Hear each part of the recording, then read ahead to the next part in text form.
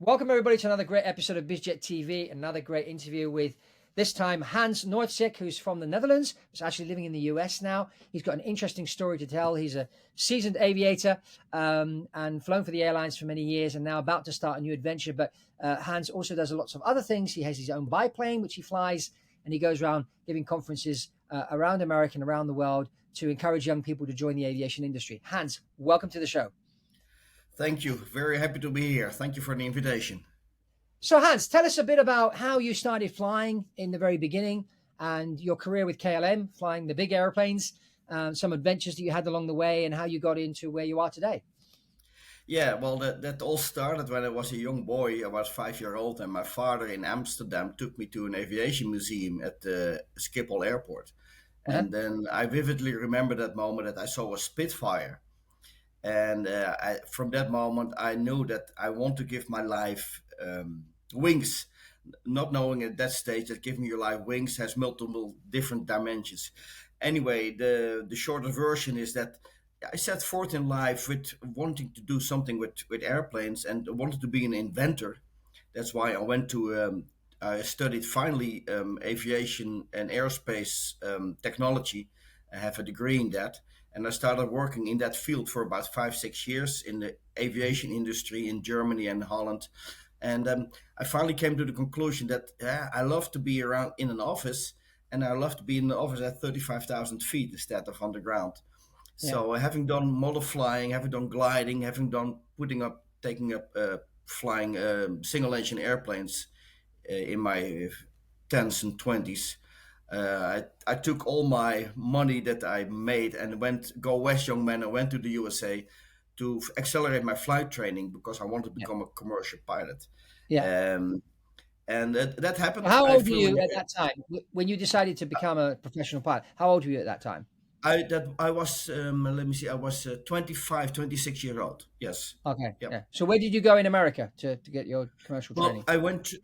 I finally ended up in Clarksville, Tennessee, of all Oh, places. Tennessee. Okay. Clarksville, Tennessee. I did my commercial instrument multi-engine CFI double I there, and I got Yeah. to be right away an instructor there.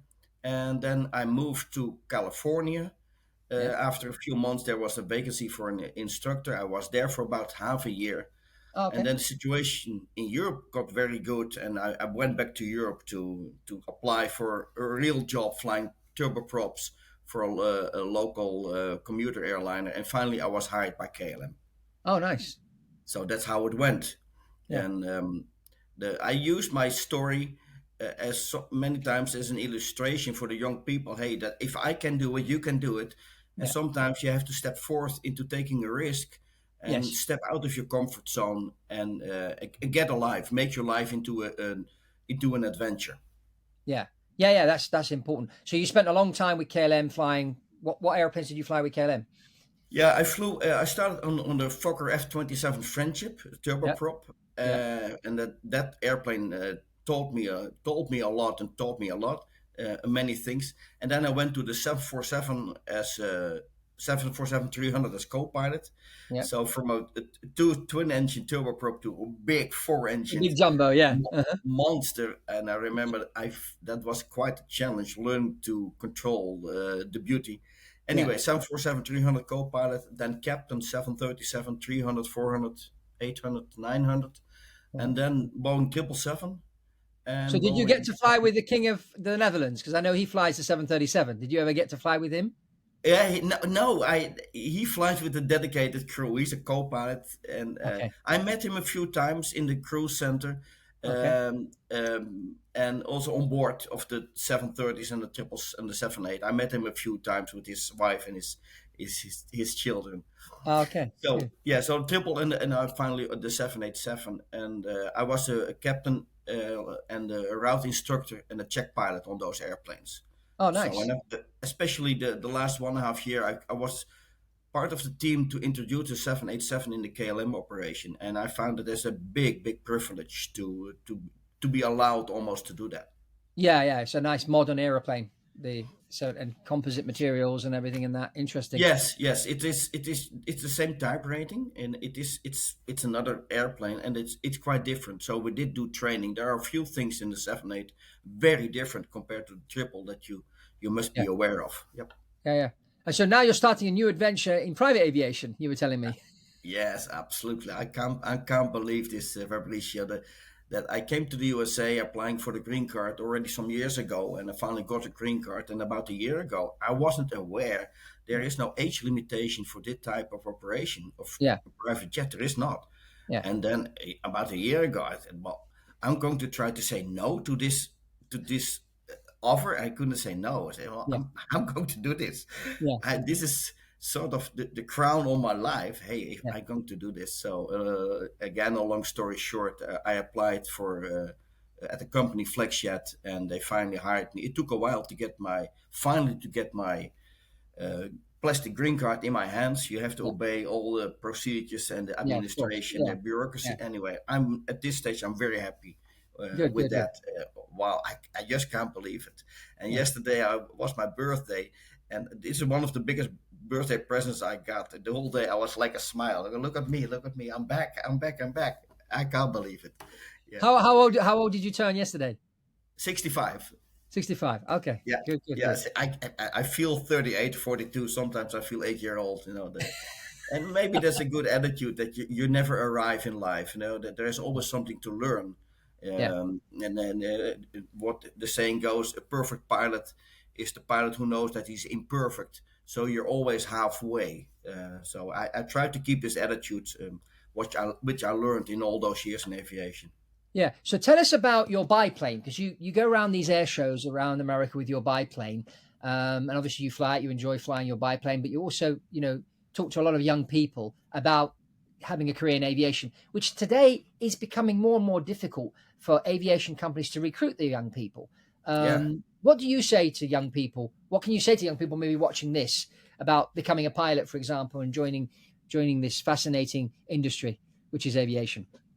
Well, that's a very good question. Now, in these challenging times, and we have to look back the last 4 or 5 years, that there were a lot of period of of youngsters all over the world, especially in the USA. So I see many times they're a little bit more laid back, the young generation. Yeah. So we have to lure them out of that tent Yeah. more and more. Number one is always show your passion to what you do. Yeah. That is you, and that is contagious. If I tell a story just serious, Yeah. blah blah blah, you have to be there with all your energy. Yeah. Like I remember when a teacher in my younger age at school, I didn't really know what he said. So, but when he was enthusiastic about what he wanted to say, I was listening. Yeah. So that is number one. And sometimes we see aviation as life as a mechanical thing, and it's not. It's also a mental and spiritual thing. I dare even to say that. And I So think flying planes is an art. I always think absolutely. that flying, but some airlines try and train the art out of the pilot or the airmanship, as we call it, which I think is really really key. Mhm. I'm a bit critical of the way they're training people these days. I think they're leaving out certain things in the training of a pilot, like aerobatics, Yeah, upset recovery. Doing more of that. I yeah. think is important, hands on. They're taking guys from a small Piper Seneca to a 737, and they're not having them doing anything in between. And Yes, and we yeah, see sometimes the bad consequences of that as well. Yeah, exactly. That's true. Well, what I want to emphasize is that um, it is a lot about what can aviation do to the young generation, yeah, and it can be fun, enjoy, educational, and it can be character building. So yes, I put those things on the table. Hey, normally people that grow up in aviation, they are pretty good members of society, and yes, you learn skills. You make your qualities into skills which you will never ever be able to do sitting on the couch behind your iPhone. We yeah, make you into humans.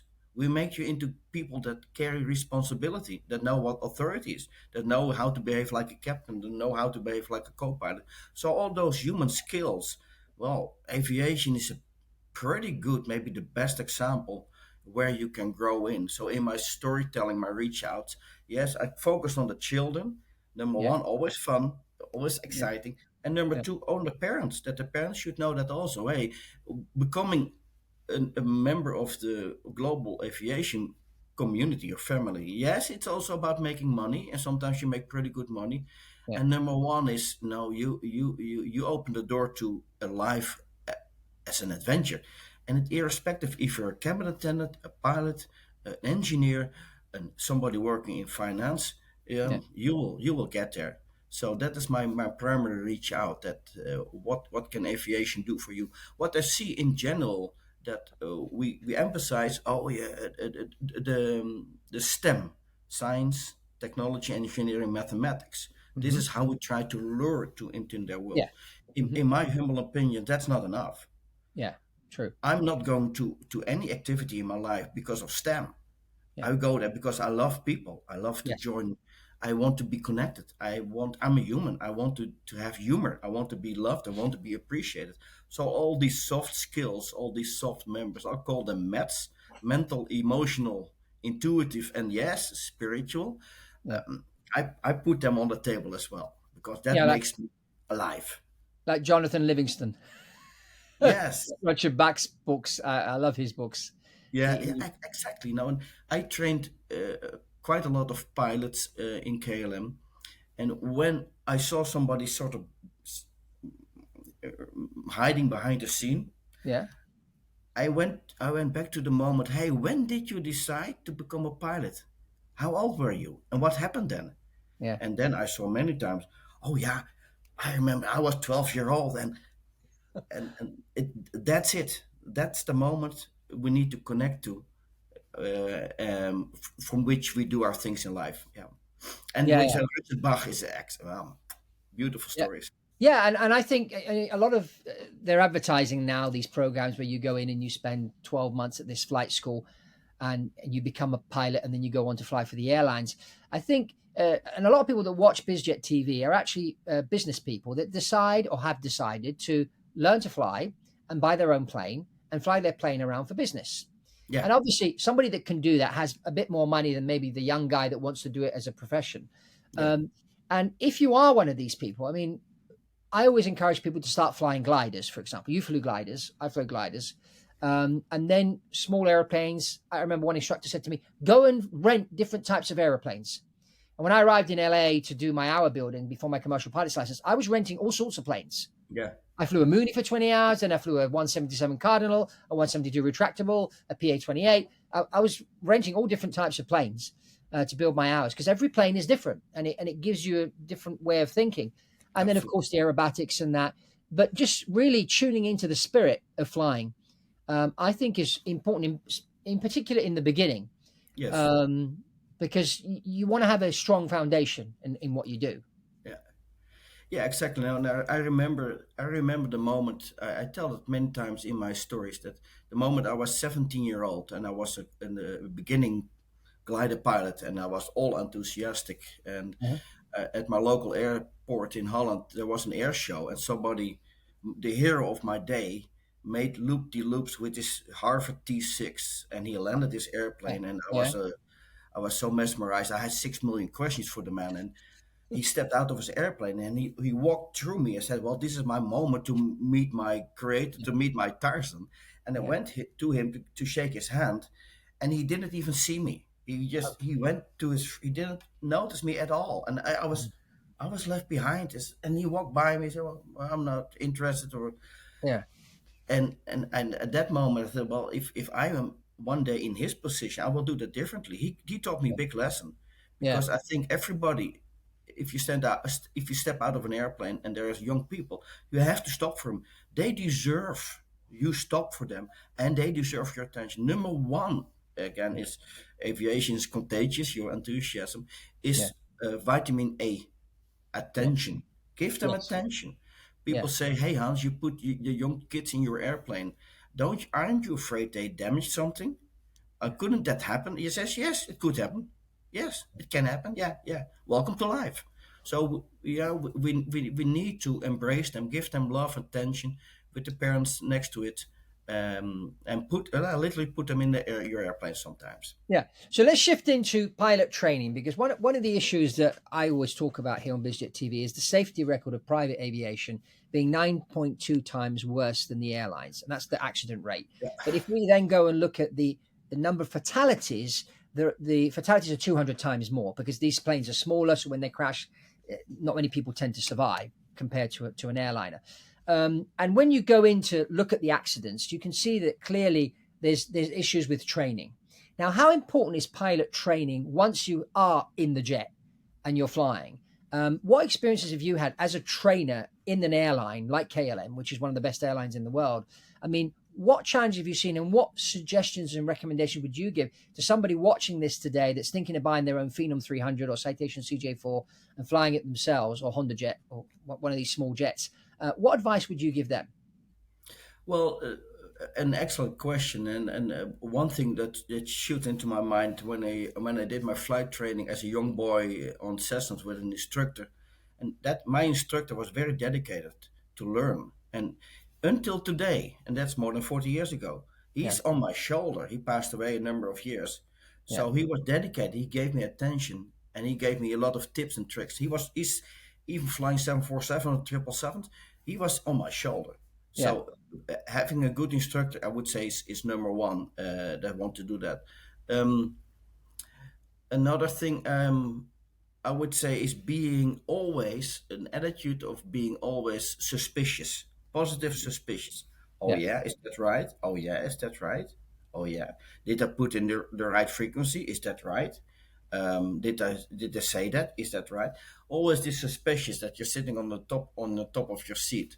yeah, That helped me a lot. yeah, And of course, I would say in the whole thing, number one, you are a team.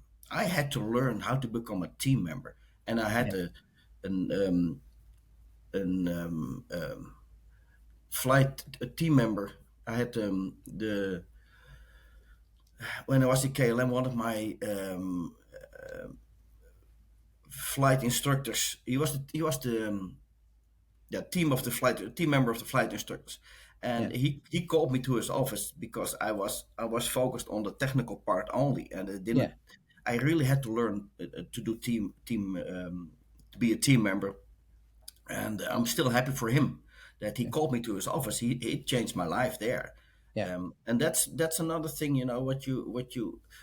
What we see in aviation all the time is if it's okay to know that you're imperfect and yeah, that you are a team member, that you have to use the guys or the girls' yeah, brains next to you. So those things that I would say three things is that get a good flight instructor, and know that you are in a team. And if you don't are familiar with working in a team, then start to learn that. Yeah. yeah. Yeah, yeah, that's important. And regarding accidents that we've seen happen lately, I mean, we see a lot of one-way excursions due to Yeah. people coming in a bit high and fast and not wanting to do a go around. Talk to us a bit about situations like that. Well, I see in general aviation, we have seen severe accidents even the last years. Yeah, That people go into aviation, young people with the wrong mindset, and I think they're a danger for themselves and for people around them. Literally, we see that people go into flying because they want to get a lot of YouTube followers or they want yeah, to make money. yeah, They do very stupid things. And yes, we have to stop that. We need to work together with our aviation community and with the authorities, with the law enforcement to stop that movement. I yeah, can do it on my own. I certainly would. We need to say, hey, we don't want those people in our community, or we have to retrain them, call them to order. So yeah. there's a big thing uh, that we need to do. And what other question you said was the? Well, no, about we've seen accidents happen for runway excursions. People coming in high and fast and things Oh like that, yeah, not I, wanting I to would do a go say around. yeah, I would say, and that's what we had in KLM also. That we follow, of course, the incidents and accidents happening in the world. We learn from that.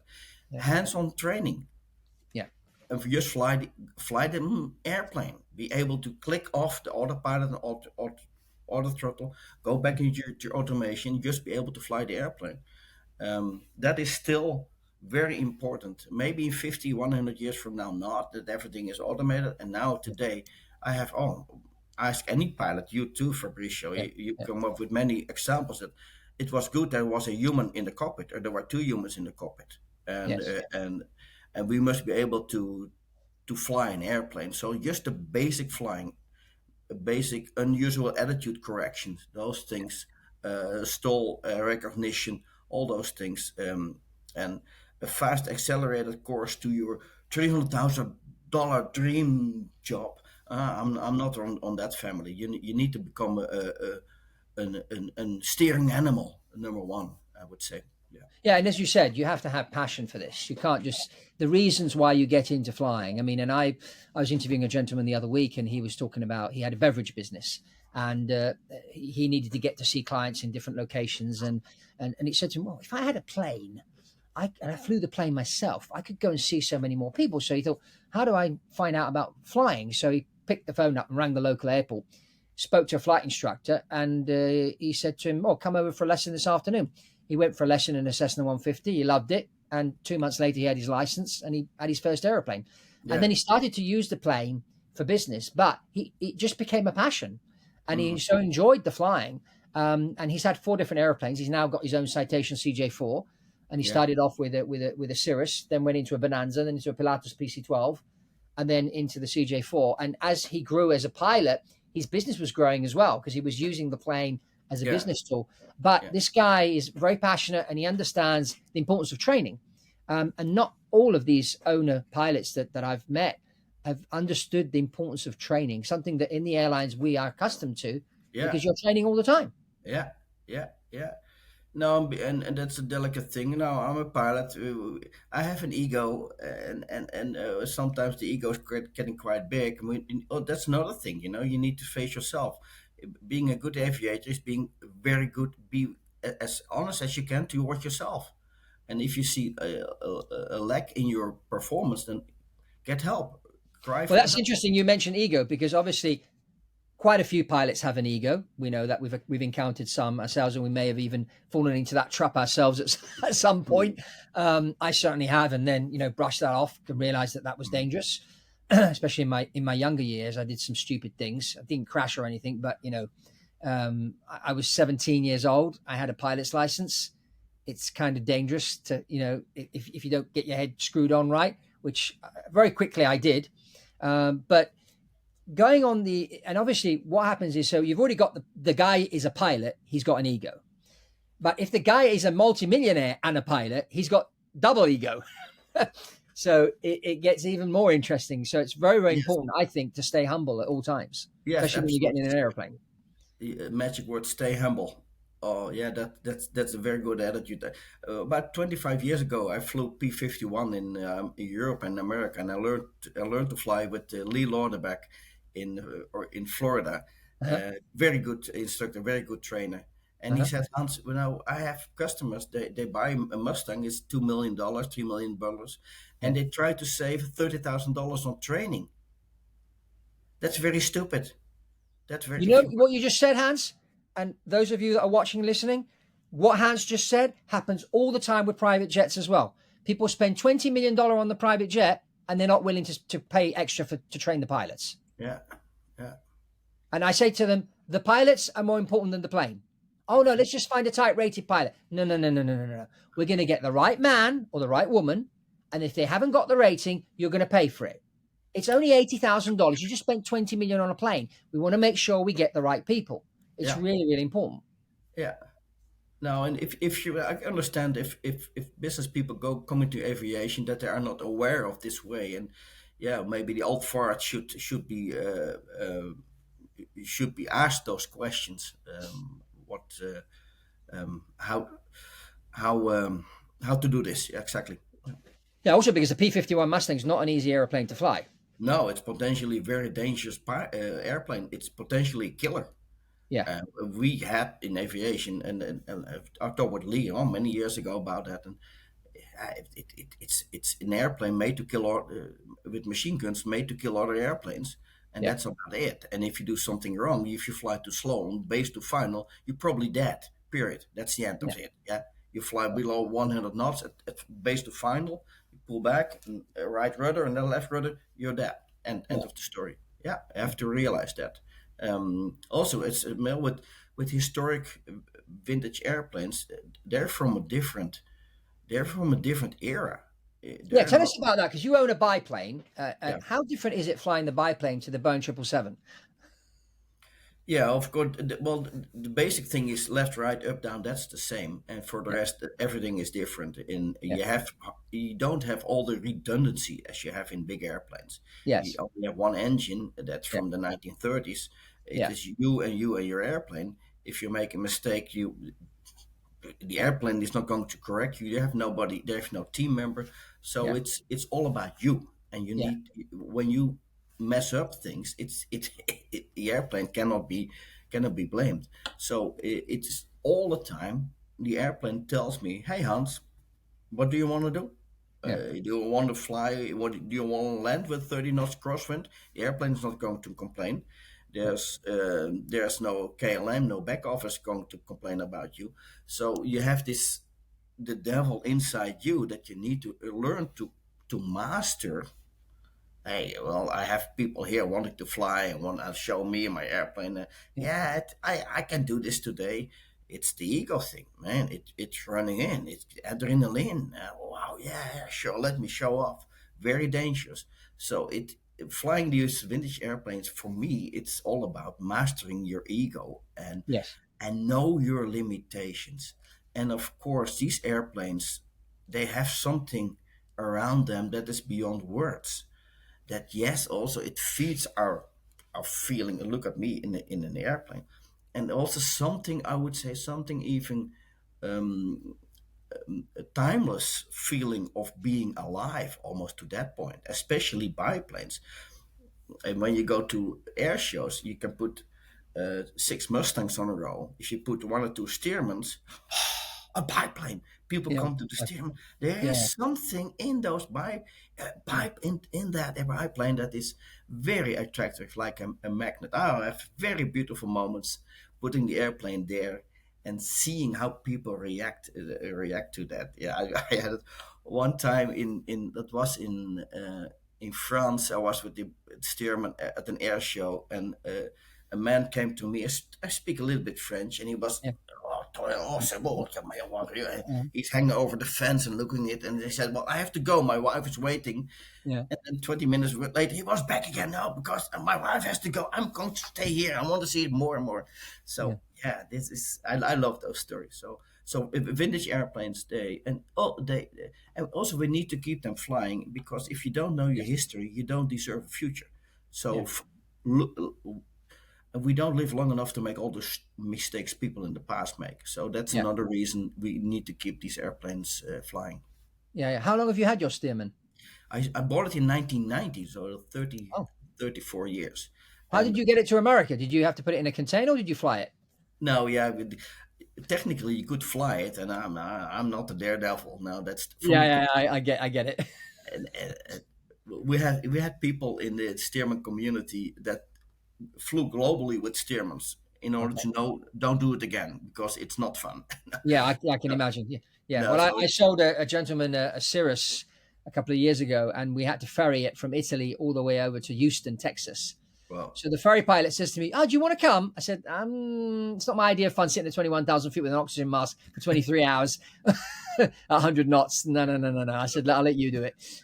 so Um, now we removed about 3 years ago. We removed the wings, we yeah, removed yeah, the landing gear, we yeah, removed the tail, yeah, and like a big cigar, we put the fuselage in a 40 feet container, sea container, the yeah, wings to the side, yeah, and closed the doors. There was about a few days' work, and then yeah.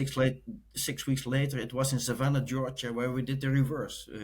Oh, We nice. removed the wings and the tail and the fuselage, and we put it together. 2 3 days work with a lot of help from a lot of people, and we Yeah, fly it there. Um, yeah, I came to the USA because of invitation by now a very good friend of mine, Sean Heath. yeah. He is responsible for me getting to the USA. He Okay. opened his hangar, his heart, his house, Yeah, and the reason why I stay because I got so much support and so much love and so much appreciation in this country. So yeah. one person is responsible for me coming to the USA, and a lot of people are responsible that I stay here. Yeah, well, I mean, if you love flying and planes, America's the best place to be. So many different, Yes, especially with your airplane. I mean, you can land at so many different airstrips around exactly. America, which you can't Yes. really do in Europe. Yes, Um, exactly. I'm still squeezing out all the fun of the old Crow biplane, and we're not yet done there. yeah, There's still something to go. And now I'm moving in the world between historic aviation, small airplanes, and entertainment. I'm yeah. there, and Okay. there's one country in the world that's the best in both. That's America. Period. Yeah, yeah, Entertainment yeah. and general aviation flying. So you got a passion then for these older airplanes, these vintage airplanes? Is that just something that you really like? Yes, and I tell the children, if you do something that you really love and like, and you don't know exactly why, Yeah, why do I like pancakes? Why do I like French fries? yeah, It tastes good, and that's the bottom line. yeah, So for a part, I don't really know why I like flying. There's all kind of metaphysical, psychological, or spiritual things, but I really don't know, and that's exactly where you want to be. And flying the Stearman is, yeah, it's also the nostalgia, and for me, it's number one is to show um, that the um, to show that life never stops and learning never stops. And these old airplanes have a very good teacher, excellent teacher. They're very good professors for me. So yeah. that's and of course to show the young generation to keep these airplanes flying. So do you And take young people up flying in your plane? no, normally not. No, I've done many passenger flights in Europe and also a little bit in the USA. And I sort of stop that. I don't think it's not the I concentrate on conveying that story, and I leave the flying up to other people Yeah. that do that. And Hmm. now being an artist, artistic, Yeah. and being a Yeah. theater man, and flying is a very different emotion. One is non-analytical, and the other one Yeah. is very analytical. And I Yeah. found out that doing both at the same time, being this enthusiastic performer and speaking and Yeah. reaching out, and 5 minutes later going in the air and being a very analytical pilot, it bites a little bit. Yeah. So I leave that up to him. So on your question, no, sometimes I take people up in my airplane, friends, people that I Yeah. meet, and Yeah. I concentrate on my reach out. And we're working on a very new show for that. So. Yeah. Yeah. Good. Good. Good. Okay. Any particular message you'd like to leave the audience before I let you go? In particular, those that are watching that are thinking of maybe learning to fly and buying their own plane to fly it for business. Um, Well, yeah. One thing is that we're working on this spectacular new show around my old crow. We will do it in the East Coast, and the airplane will be made into a Disney type character. You'll see it on the ground. She gets oh, totally nice. alive with moving eyes, etc., etc. Yeah. Uh, Uh-huh. Number one, number two, I would say on your question, a very good question is one of my big teachers is Joseph Campbell, and he is the expert in mythology. He passed away Yes. already a number of years Yeah. ago. And Yeah. one of his teaching is make your life into an adventure, make your Yeah. life into a hero's journey. And Yeah. being a hero is not the guy in the Hollywood film killing people. Is making being a hero means that you take the risk of getting a great life Yeah. and make your life into adventure. Adventure meaning always start with something new. And if Yeah. there's one human activity in the world that is potentially very capable of giving you this life as a hero, it is flying. It is Yeah. aviation. Life never Yeah. stops. Flying never stops. So that would be my number one for reach out. That get an adventurous life, meet amazing people all over the world, and feel being part of the family of flyers. Yeah. And spend that $30,000 to get the training. Absolutely, absolutely, yeah, yes, absolutely, yeah, Not spend, invest. yeah. A young boy came to me some time ago. Hey Hans, yeah, I want to become a pilot. Give me the money. I said, well, it doesn't work like that. Yeah. If you do something out of your passion, and Yeah. that's has been proven many times for many people outside, inside aviation, if you do something out of love, out of attention, out of Yeah. passion, the money will find you. You'll find a Yeah. way to figure it out. Yeah. Start washing cars, start cleaning hangars. The money will find you. There's the subject of of No, another I time. agree, and that's exactly what happened to me. I mean, I didn't have the money to get my commercial pilot training. I just started teaching English as a foreign language. I was living in Italy at the time, Oh, and very quickly, in a couple of years, I had all the money I needed. And then I did a stint at some network marketing, selling weight loss products. That helped pay my transition when I came back from America to get my European license.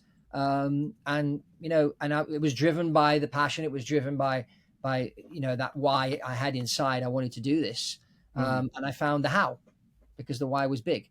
Yeah, And that's what I always tell people. If you've got that passion, that burning desire to do this, don't worry about the money. It will come. You'll find a way. I totally agree. And you and I, we're a living example. Are we that good? I want to say that the Fabricios and the Hanses, we're good in one thing. We're very good in saying yes to a challenge, Yeah. to something you have to take. Oh yeah, yeah, sure. Oh, Hans, you can fly with my airplane for an hour if you clean the hangar? Oh yeah, sure, I will do that. So And saying I yes also is think now, with all these people going into space, the space frontier is now opening. And so, that there are careers in space that people will be able to go to, and you can transition through becoming a pilot to then going into space. I think that young people that are watching this, if you want to become an astronaut, it's becoming a lot easier or feasible these days than it was back 20, 30 years ago. I mean, there are only I think not even 600 people that have been to space so far. But I yeah. think that number will double very quickly in the next few years with Elon Musk and SpaceX and Blue Origin and all the other companies that are sending people into space. What's your take on the whole space thing? Where we're Well, all going? that's the natural next border as humans we need to conquer. We have to go there. We are stardust. We're made of stardust, and we have to go to where we came from. And we are children of the universe. We are children of the stars. So that's the natural next step. That will change the next years. It will broaden, open. One thing will never change is that we are humans. We have a soul. We have a heart, and with the passion that you can learn in flying. Here we go again, you can do the same in where there's no air at all, Yeah, and take that with me. I also would say that that's what I learned is that it's not about me. It is about sharing. yeah. It's about sometimes helping that co-pilot on the seat or helping somebody in the airplane. So it's all about sharing um, and doing it together and giving help to people that come around you. Hey man, Well, if you and that's interesting you say that, because back in the day when you could still allow passengers on the flight deck, I yeah remember one of my flights, we had a flight attendant comes up. She says, "Oh, this lady's scared of flying. What should we do?" I said, "Bring her up to the flight deck." So yeah she came up to the flight deck, and I invited her to sit on the jump seat with us. I said, "You're afraid because you don't know how this plane works. So how about sitting here and we will show you how the plane works?" yeah So she sat there with us for an hour and a half, and we flew this Dornier 328 jet. Can't remember where we were going to, but anyway, she sat there on the jump seat. She asked a few questions. We told her she needed to stay quiet under 10,000 feet. Of course, that rule always applies. And she really enjoyed the flight. And she happened to be a friend of a friend. And after she did this flight in the cockpit, she said her fear disappeared. And she's been on many, many flights ever since. Now, unfortunately, you can't do that anymore because the cockpit door needs to stay shut mm, to stop terrorists from invading the cockpit. mm. But that's something, as you're talking about helping other people, and that's something that I did back in the day, is invite the passenger to sit with us on the flight deck. And these simple things is life changing for people because that lady was able to fly a lot more, have a lot more life experience because of that single moment in your cockpit, maybe for 10, 15 minutes. Yeah. A beautiful aviation story. Yeah, It's but today, you can even go in a simulator. So if you can't be in the cockpit, why don't you go and rent a Boeing simulator, an Airbus simulator for a few hours, and sit there with an instructor, which will show you how the whole mm, thing works? Because mm. fear comes from the fact that people don't know. We're always afraid of things that we don't know. That's where fear comes from. But if you Yes, get to know how the thing works and yeah, you see it's doable, yeah, then your fear disappears. yeah, yeah, absolutely. That's yeah, the information and knowledge is the killer of the fear. Totally agree. Great. So Hans, if anybody wants to book you for a speaking engagement, and that I'll put the link. The link is below Yeah, for people to go on your website. I know you do events on stage, but you also fly in with your steerman and tell people stories and about aviation and that, and share your experience, especially with the young people, which I think is important, and that we remember these pilots that were flying these biplanes, because it's thanks to them that today we can fly things like Boeing 737s and Airbuses and Gulfstreams and whatnot. It's thanks to these pilots that preceded us. Absolutely, yes. You see what happens? I get to smile. I can't stop smiling. It's the way it is. No, and as you said, it's important that these biplanes continue flying. Hans, thank you very much for being on BizJet TV, everybody. Remember to subscribe, and that's all from me on this episode of BizJet TV and from Hans, and we'll see you on the next one. Thank you. Appreciate it. Thank you. Bye-bye. Okay.